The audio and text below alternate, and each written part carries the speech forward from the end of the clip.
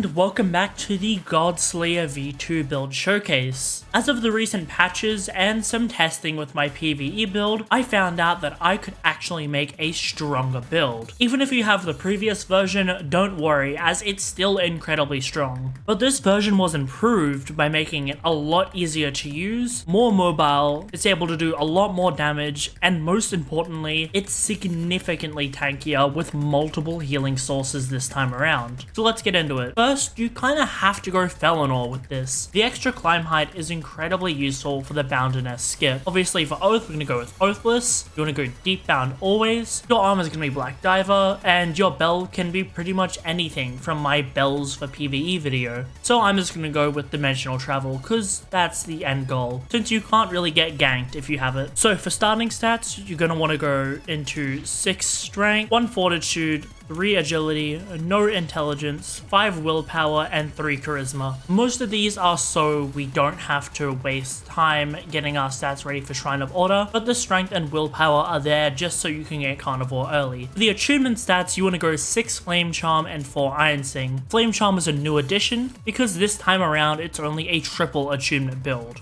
which is super useful. So you're going to immediately start by going 40 into Flame Charm and then 60 into Iron Sing. This is incredibly useful. This is incredibly good because you get so many good cards pre-shrine. Let's quickly go over the ones you have to have. So you want Phoenix Flames, Immolation, and Agitating Spark. Immolation so you take less damage from Flame Within, and Phoenix Flames is a nice add-on because you can burn yourself to death to restore health. Next, you want to go with Masterwork and the whole Scrap Singer path. You don't have to go Scrap Singer if you can't budget it into your build. It's just a nice way to get a tiny bit more damage. We're going to go Flame Within and Last Laugh. Flame Within essentially acts as Shade Devour, but it's a lot better because it doesn't cost ether and it's a lot easier to toggle on and off. Next, we're going to go Dancing Steps, pretty much just for the elemental intensity. If you don't pick this up pre-shrine, it's fine. Then you want to go Flaming Flourish, because if you don't know, Flaming Flourish can allow you to 2 or even a 1 cycle chaser, as burning him to death can put him in a state where you can grip him. Then you want to go Expose Durability, since most mobs don't have armor, you're dealing an extra 10% damage. And finally, Metal Eater,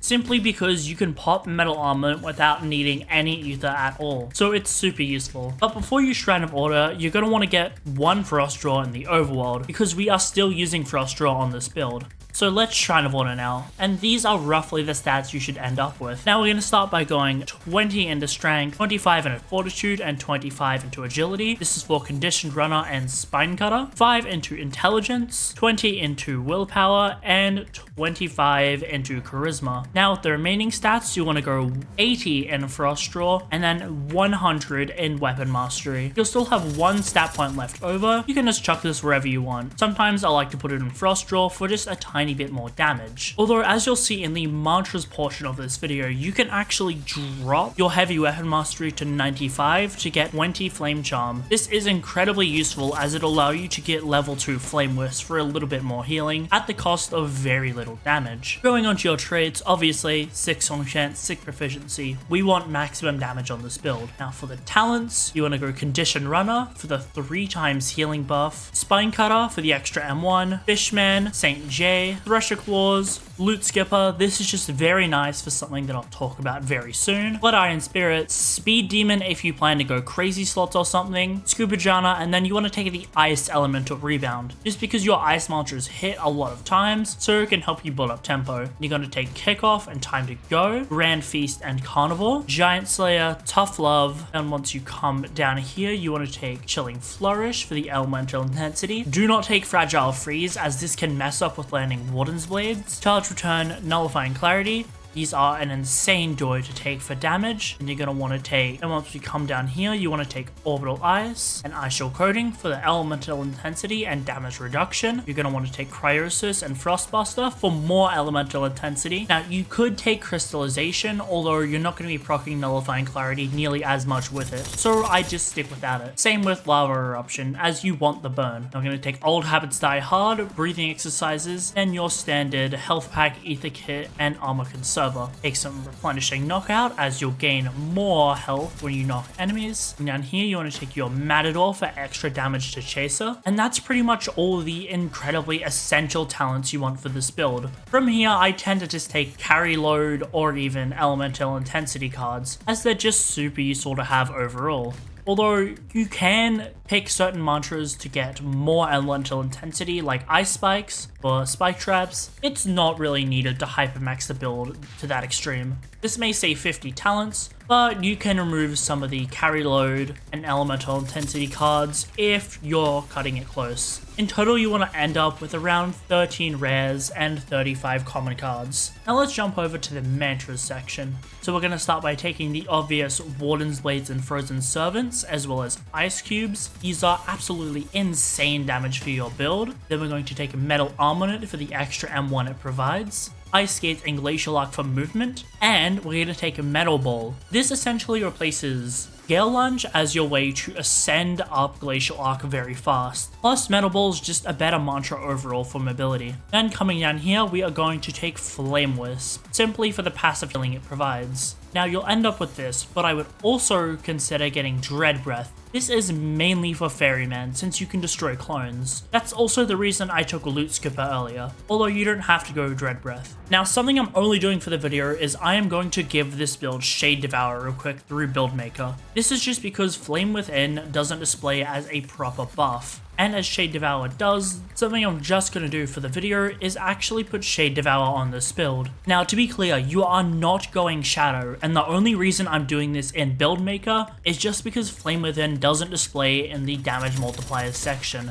And before anyone asks, they do have the exact same multiplier. So don't get Shade Devour, instead get Flame Within. I'm just using it as a demonstration. From here in the weapons, we're obviously going with a 3-star damage Evan Spear Hand Axe with the Grim enchant. Your rings, just take a Strength, Agility, Charisma, and Ishan's ring. And we are ending up with 175% damage and dealing almost 1,300 damage per M1. Yeah, the Godslayer 2.0 build is pretty crazy. Something I forgot is you will need to unbound your Frost Draw at some point, which gives us the benefit of plus 10 HP.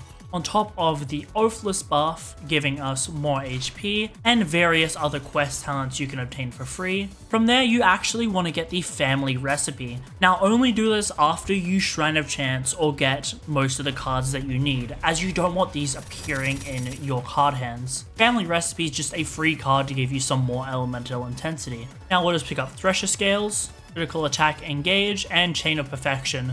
These are all cards that you will get by default, so don't let the 58 talents deceive you, because you're actually getting quite a bit of these for free. And I'm only doing this to show you the end summary screen, as you're getting over 70 HP, 50 elemental intensity, 25 passive agility, and 27 carry load, which is very good. And yeah, this is the Godslayer PVE build 2.0. Very soon I'm going to start progressing this build, and I'm sure it'll be the best build yet for shredding layer 2s. I hope you've all enjoyed this build showcase. Let me know if you've made the previous iteration or if you make this one, because both builds are still incredibly powerful for farming bosses in Deepwoken. And unfortunately, YouTube doesn't like me putting the build maker link in the description of the video, so I'll leave it in a comment down below. Make sure to check out my other PvE content, and I'll see you next time.